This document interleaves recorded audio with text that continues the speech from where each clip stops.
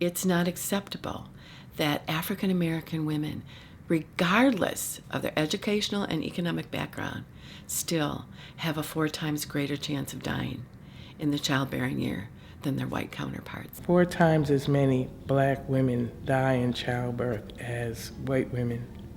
And that is over all socioeconomic classes. It doesn't matter how much education you have.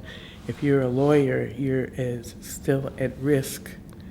You're as much at risk as the young woman that lives in the projects. It's not acceptable that 3 to 4 times more Native American and African American babies die than their infant white counterparts. In the city of the District of Columbia, the nation's capital, where we have the highest, our infant mortality rate is 4 times higher for black babies than for white babies per 16 square miles. If you put me like I'm married, I'm black, I'm pursuing a PhD, I have health insurance, and you compare me to a white woman who looks just like me, my baby's still more likely to die. It's not acceptable that women of every race and every ethnicity who are marginalized and vulnerable and poor do not have access to good care, affordable care, and satisfying care. Funding paradigms for people who are living in poverty don't cover the kind of prenatal care that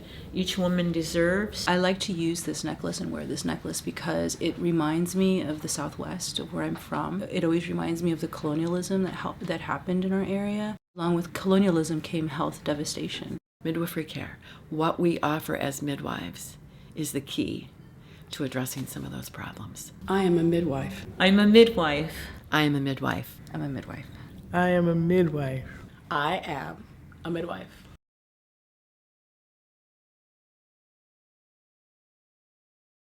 The basis or the foundation of health disparities is racism, that, African Americans, Native Americans have sort of this basic truth about how they live their lives in the United States. When you compound on top of that things like lack of access to healthy foods and poor employment and lack of access to health care, then those things are just things that are going on top of the basic foundation of race. In the case of a pregnant woman, stress has a real impact. It literally produces a hormone that can induce labor. And so when you're dealing with a communities that by definition have increased stress due to all of these factors, you can't be providing prenatal care that doesn't address those things or attempt to address them. Midwives who are providing care to women of color are having better outcomes. First of all, midwives typically have longer appointments. Longer might mean in some settings 20 or 30 minutes as opposed to 5 or 10. It may mean for a home birth or an out-of-hospital birth midwife, more like 45 minutes to an hour. In the course of an appointment that is that long, a woman is just going to get a feeling like this person actually cares what happens to me. There is a level of concern that goes just beyond the bare physical necessities of providing prenatal care and goes towards her personhood. And so I think that's what's special about midwifery care, that midwives care more about the entirety of the woman's experience during her pregnancy. I think every community should have their midwives, people who understand the culture, who are already loved and accepted within that culture. And midwives are experts in normal. There are wide variations of normal. Doctors are experts in pathology. In modern medicine, we use an elephant gun to kill a mosquito. The more you can work in a holistic way and work with people day by day and teach them as you go. There's an African proverb. It says, if you teach a man, you teach an individual. If you teach a woman, you teach a nation. So whatever you give her is hers. Nobody can take it back. It becomes hers. She has ownership of her health. And I think that that's the importance of midwives. We take the time to teach. We talk to people. We mother the mother, encourage her. You can do this. You got an unbroken line of ancestors going back to Eve that could do this, or you wouldn't even be here. Deciding that you're going to have a baby with a midwife makes you a revolutionary. Just that decision alone. You have decided that you are not going to be a passive voyeur in the journey of pregnancy and of birth. that you are, as I tell my clients, deciding that you're going to drive this car. You will invite other people to be in the car with you, your midwife and your birth team, who will be sitting next to you with the map.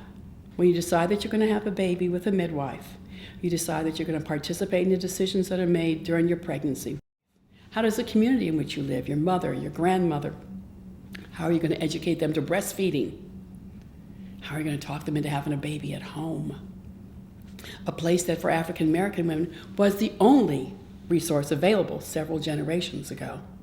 Now convince them that it was the right decision then, and once again is the right. That we've done Sankofa, we've gone back to where we started. Sankofa all over again. I think that the model of care actually addresses health disparities the best, because most of the population having health disparities come from a background of traditional medicine.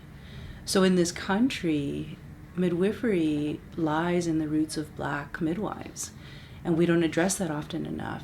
And the medicine that we like to claim comes from the indigenous people. It bridges the traditional medicine and the cultures and the traditions with the professionalization that we get also in the midwifery model. I never imagined having a baby in the hospital because I always heard my own birth story.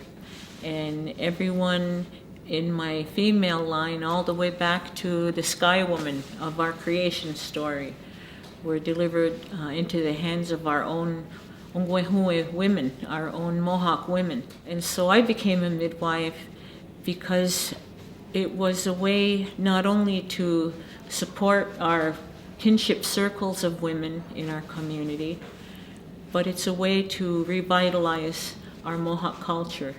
In doing home deliveries, I began to see an awakening in the women and the connection to the culture, the language, the medicine societies, the knowledge base, that unless you do it, you lose it. Knowledge came from somewhere in the first place, and midwifery is a really excellent way of knowing, of recovering. That experience of having a baby and going through pregnancy, women never forget that. They don't ever forget what happens when they have a baby. And so for women who have had very traumatic lives, or who are a bit desperate, or are just totally underserved, being able to have a really safe birth that's done lovingly could change their lives, actually. Just by being kind and being loving, and people notice, and then they see, oh, well, what's this all about? Do you treat everybody like that? Yeah, we do. When we have a country where the infant mortality rate and the maternal mortality rate is the same for people, no matter what color, ethnic, racial, religious, economic, educational group you are, then I can turn my focus on the wider world of women.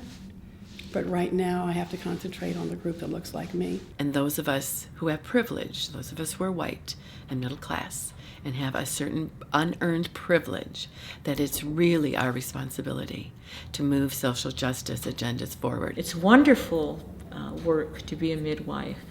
Our communities need it so badly, to have elder women, not just women with white hair, but that elderhood that means you're responsible and willing and committed to recovering those things that belong to our people, to our women, to our children. I feel like health disparities is really the battleground on which midwifery will be proven to be the gold standard.